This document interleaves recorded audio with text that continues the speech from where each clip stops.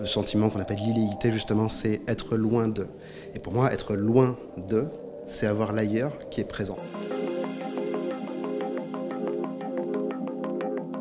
Ce qui apparaît très clairement, immédiatement dans vos photographies est la matière, les effets de matière. Pouvez-vous nous parler de votre technique ? Ça part vraiment d'une incapacité à fixer certaines perceptions, certains sentiments, en utilisant la photographie dite classique. Et quand j'ai commencé à altérer mes photographies, il y a quelque chose de juste qui a commencé à se mettre en place. Et donc il y a des tirages qui ont été immergés dans de l'eau de mer jusqu'à ce que le sel rentre dans la matière même de la photo, des négatifs que j'ai abîmés avec des substances corrosives. Voilà, il y a toutes sortes de procédés et qu'on voit à différents niveaux. On sent aussi le rapport au paysage qui est très important, le rapport à l'horizon qui revient à plusieurs reprises dans la série. Est-ce que vous pourriez nous en parler un peu ? Cette série, si je dois la résumer en un sujet très restreint, ça serait qu'est-ce que c'est que d'habiter une île ? Mais j'entends pas ça pour le coup dans un sens vraiment fermé. On peut habiter une île en étant à Paris, en étant sur un continent littéralement. Il y a justement des gens qui parlent d'archipélisation du monde aujourd'hui et de tout ce que ça peut représenter, comme ouverture mais comme violence également. Pour moi, habiter une île, c'est cette question de la distance finalement. C'est-à-dire le sentiment qu'on appelle l'illéité justement, c'est être loin d'eux.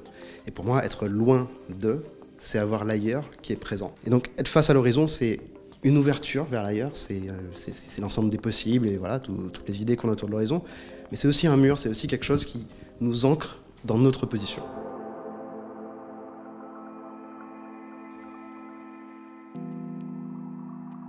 Eline, pouvez-vous nous décrire cette première bourse qui est dédiée à la scène française, caribéenne et amazonienne ? C'est une bourse qui soutient un artiste issu des territoires francophones caribéens, continental et insulaires, donc la Guadeloupe, la Martinique et la Guyane. On s'est rendu compte qu'il y avait très peu de soutien dans le marché de l'art, notamment peu de galeries. Et donc l'idée, c'est de pouvoir aussi soutenir l'artiste dans un réseau de partenaires national puis international, si cela fonctionne bien. On a créé cette bourse à 3 partenaires, donc la Station culturelle, Unrepresented et également Ruby Mécénat. Quelle a été l'approche curatoriale ? Vous êtes commissaire. Comment vous avez pensé avec l'artiste cette exposition ? L'idée, c'était de pouvoir proposer une série qui rentrait déjà dans le cadre d'Unrepresented, mais aussi dans la volonté de l'artiste de présenter son travail pour une première fois avec une diffusion importante. Et on a imaginé des productions aussi en lien avec son travail, notamment les caissons en laiton qui ont été fabriqués à Paris qui présentent ces négatifs.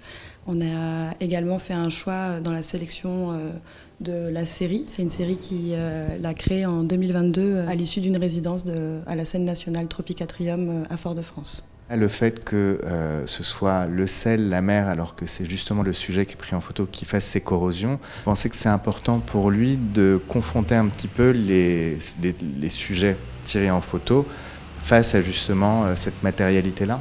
C'est très important pour Jordan, c'est quelqu'un qui documente énormément et référence énormément son travail, donc on peut ressentir directement des influences de Philippe Descola, Walter Benjamin, mais également Édouard Glissant, dans justement toute la poétique de la relation du poète, et où il va créer vraiment avec et pour la nature.